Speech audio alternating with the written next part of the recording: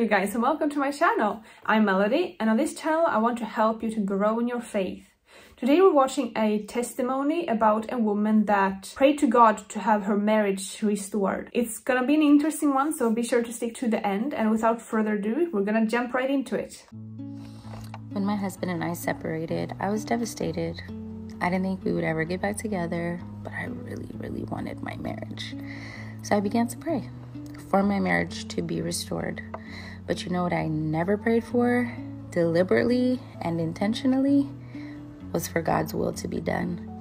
For some reason in my heart, I had convinced myself that if I prayed for God's will to be done, that his will would somehow be worse than what I wanted, or different than what I wanted. And that's probably often a common mistake that people make. They don't dare to let God into their lives that much, but they rather just stay within their own will.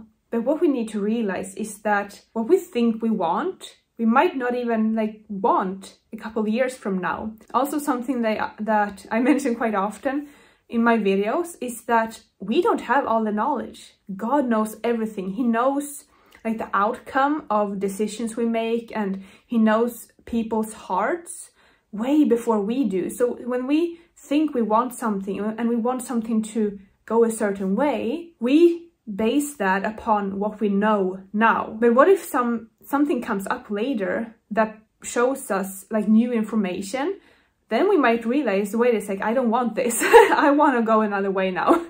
And that's why God's will is better than ours, because he knows things we don't. So even if his will is something else than what you want, I know it's hard. I know you might feel afraid to let it go, but let your will go and let God work, because in the end, you will see that what he's doing in your life is so much bigger and better than the little things you have going on for yourself.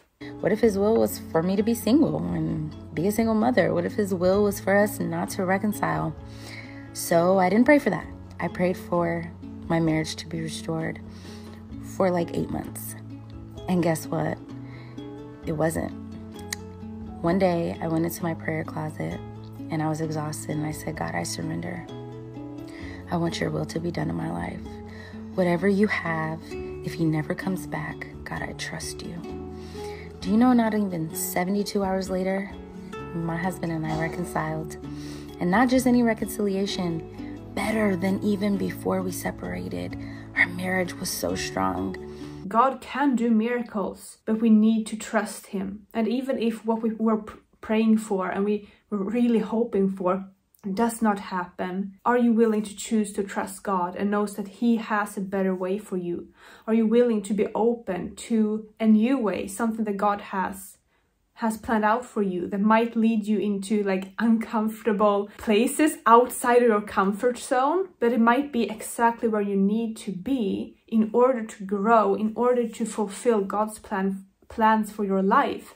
And God's plans for your life will always include you. It will include you in the way where you will feel so much peace, so much joy, so much more of everything that is good than if you would have just stuck it out on your own way. Trust God with your life, with everything that you have, because he has an amazing plan for your life. And even if you cannot see it yet, things are going to work out.